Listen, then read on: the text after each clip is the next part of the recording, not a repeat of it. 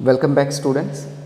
So today we will start this class with noble metals. Okay, first of all let's see what are noble metals. Noble metals होते क्या हैं बेटा? So as you can see here, such metals occurs in free state. भाई ये ऐसे metals होते हैं जो कि free state में occur करते हैं, नेचर में हमारे free state में पाए जाते हैं. These are unreactive metals. और एक चीज़ मैं आप लोगों को बता देता हूँ कि जो हमारी रिएक्टिविटी सीरीज़ हमने देखी थी उसमें जो बॉटम के मेटल्स हैं like silver, gold, platinum, these are noble metals. क्यों भाई? Because these are unreactive metals and they do not react with water, acids and alkalis. ये वाटर, एसिड्स एंड अल्कलीज के साथ भाई रिएक्ट नहीं करते. Okay, and here I had given example of silver, gold and platinum. Now see what are the uses of these noble metals. Noble metal भाई अब unreactive हैं तो इनका use कैसे होता है? Being unreactive they do not lose their sign easily. अब भाई ये unreactive हैं तो ये अपनी sign easily lose नहीं करते हैं.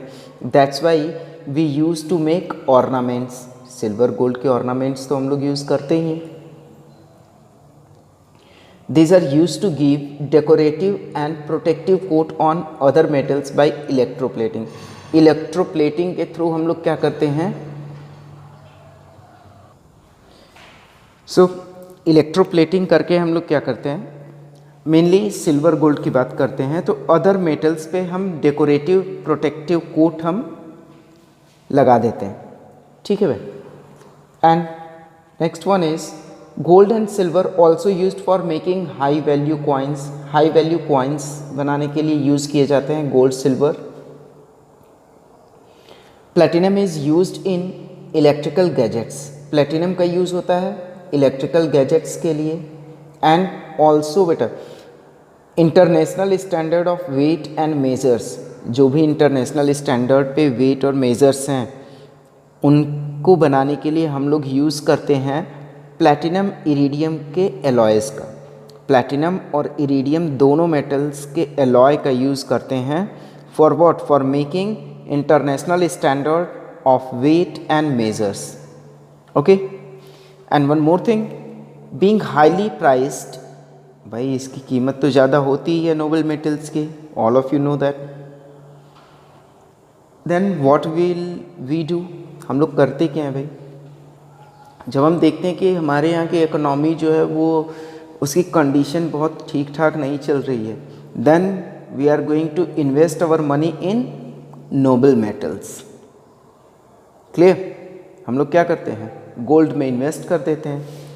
मे बी जिसका प्रॉफिट क्या होता है हमें आगे चल के होता ही होता है. That is sure. And next thing is about corrosion of metals.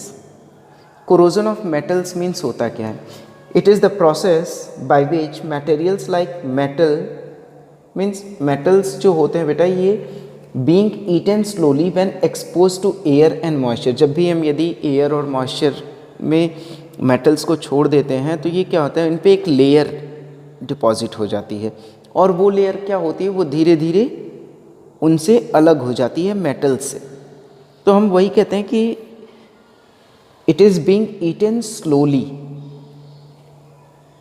Got it?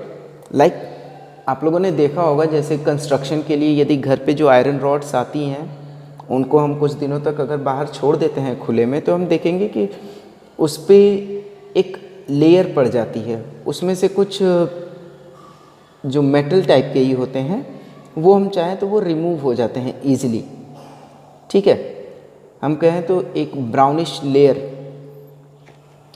It is troublesome and wasteful. भाई ये ट्रबलसम और वेस्टफुल तो है ही corrosion, but useful in some cases. कुछ केसेस में यूज़फुल भी है लाइक एल्यूमिनियम की केस में. तो एल्यूमिनियम की केस में इसलिए यूज़फुल है बेटा क्योंकि एल्यूमिनियम में होता क्या है कि जो नया एल्यूमिनियम होता है, ठीक है, नया एल्यूमिनियम जो होता है बेटा उस पे ये जब ऑक्सीजन के साथ ये रिएक्ट करता है तो एल्यूमिनियम ऑक्साइड एक लेयर बनती है, ठीक है।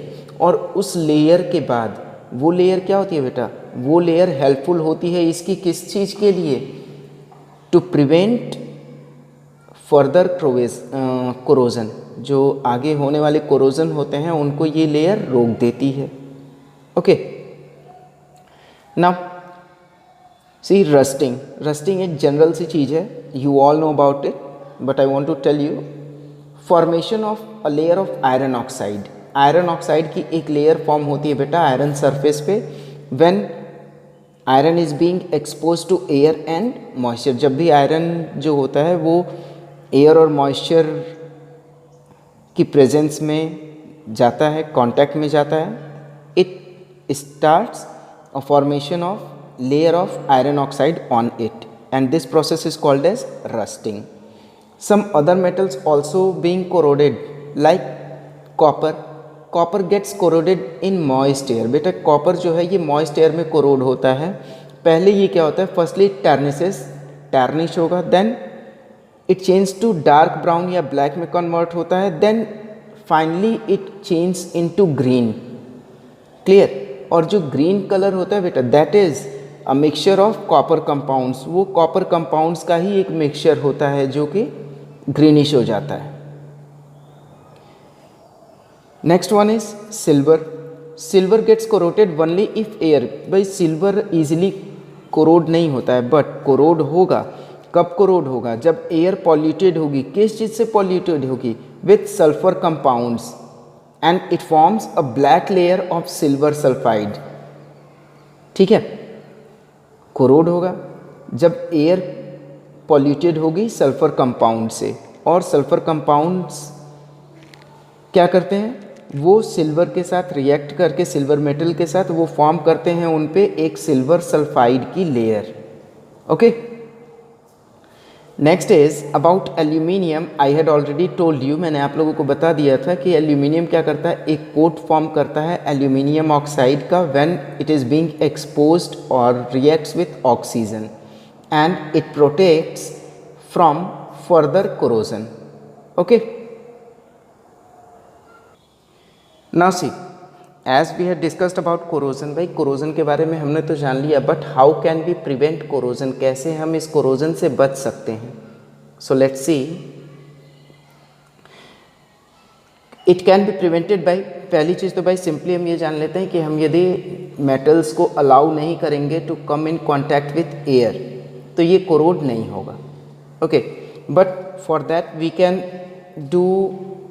Can apply some methods. First one is painting or applying grease or oil, clear, and it keeps air away from the metals।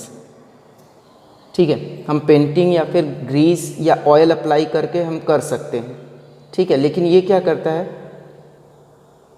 ये मेटल्स को एयर के कांटेक्ट में आने से बचाता है। But if there is a break in its layer, यदि इसकी लेयर में भाई कहीं से अगर सपोज हम करते हैं बाय मिस्टेक, यदि कोई लेयर इसमें से बच गई या कोई एक माइनर सा पार्ट बच गया तो वो पोर्शन क्या होगा, दैट इज़ बीइंग कोरोडेड, और वो पॉइंट वहाँ से कोरोजन स्टार्ट हो जाएगा। Second method is covering with another metal. भाई हम क्या करेंगे, जो भी मेटल है उसको अदर मेटल से कवर करेंगे। कैसे कवर करेंगे, अदर मेटल कौन सा होगा, तो हम क्या करेंगे भाई, depositing a layer of metal which is more resistant, यानी ऐसे मेटल की लेयर हम चढ़ाएंगे जो कि कोरोजन के लिए मोर रेजिस्टेंट होगा। ओके, इसमें गैल्वेनाइजिंग किस तरह से हम एक लेयर डिपॉजिट करेंगे एक मेटल की दूसरे मेटल के ऊपर for making it corrosion resistant. So इसमें फर्स्ट हम जानेंगे गैल्वेनाइजिंग के बारे में। As you all know that galvanising, clear, so it means what we will do, we will just take clean iron sheets and we dip into molten zinc. हम लोग क्या करते हैं भाई, गैल्वेनाइजिंग के प्रोसेस में आयरन शीट्स पे zinc की लेयर एक डिपॉजिट करते हैं। Okay, and it will make it corrosion resistant. Understand? Next one is electroplating. Electroplating भाई क्या होता है? A process to deposit a metallic layer to prevent corrosion. And electroplating का एक और advantage होता है कि इससे जो हमारा मेटल है उसकी शाइन भी इम्प्रूव कर जाती है. Got it?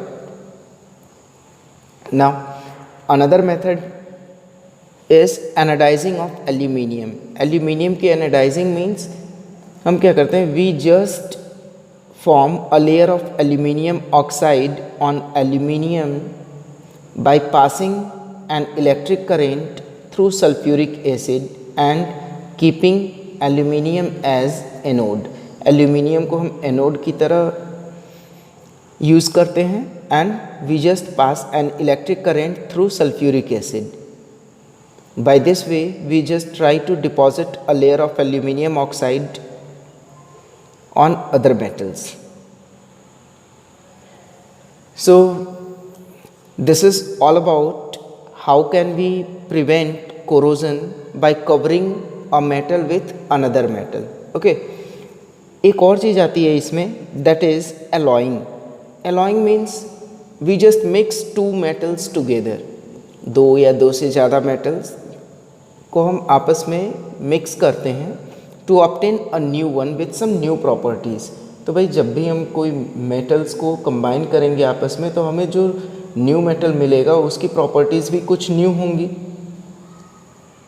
ठीक है. Now we have to just study about alloys. हमें क्या करना है भाई, alloys के बारे में ही पढ़ना है. Now see, what are alloys? Alloys होते क्या हैं? A homogeneous mixture of two or more metals. ठीक है भाई, homogeneous mixture होते हैं जिनमें इनका क्या होता है, रेशियो जो प्रोपोर्शन होता है मेटल्स का वो फिक्स होता है.